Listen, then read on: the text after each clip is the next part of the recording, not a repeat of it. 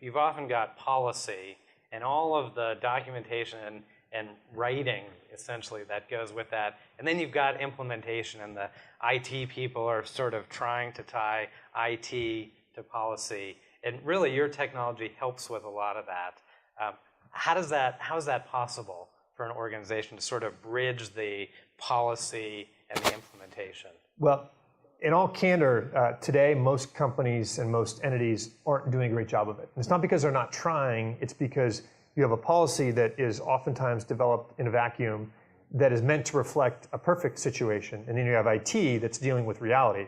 And they have people bringing in devices that may or may not be supported, and you have Dropbox installations that IT may or may not be aware of, et cetera.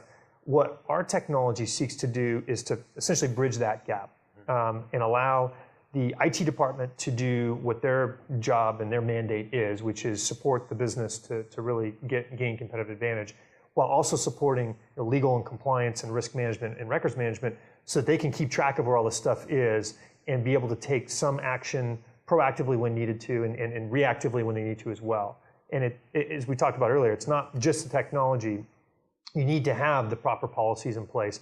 But you also, especially these days, you can't just have a policy in a vacuum, because after the fact, if you made no effort to enforce your policy or audit it or see if it was actually being followed, you're going to be guilty of as bad a sin as if you hadn't had a policy at all. So our technology helps essentially validate and enforce the policy in a way that works for IT and works for the day-to-day users as well, who, after all, I mean, you're trying to run a business, you're trying to create revenue and profit. So it can't just be all about the stick. You got to have some carrot there too.